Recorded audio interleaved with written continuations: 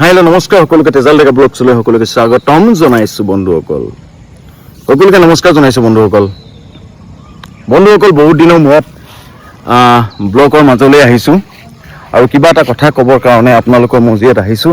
আৰু কথাটো হৈছে কি, আপোনালোকক পোনচাতেই কৈ দিওঁনে নিদিওঁ তাকে লৈ পিনি অলপ ভাবিছোঁ। আৰু বন্ধুসকল, আজি সামগ্ৰিক অসমখনত নিৰ্বাচনটো আহি গ'ল, কিন্তু তাৰ ওপৰত কিছু মন্তব্য দিম বুলি ভাবিছিলোঁ যদিও কিছুমান সময়ৰ প্ৰেক্ষাপটত দিয়াটো ভাল নহ'ব বুলি ভাবি নিদিলোঁ। গতিকে এইখন দুনিয়াৰ পৰা কিছুমান নিজকে অকণমান সামগ্ৰিকভাৱে বেলেগতকৈ অলপমান পৃথক কৰি ৰাখিলোঁ, কিয়নো তাত কিছুমান বহুত কথাই জড়িত হৈ আছে।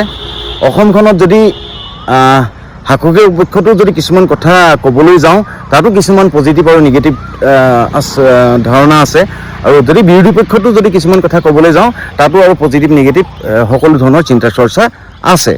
গতিকে বন্ধুসকল, কিন্তু যি কি নহওক, কিন্তু এতিয়া মই এটা কথা ক'ব লাগিব, আজিৰ প্ৰজন্মৰ এজন যুৱক হিচাপে এটা কথা ক'ব লাগিব যে আজিৰ চৰকাৰখনে কিমান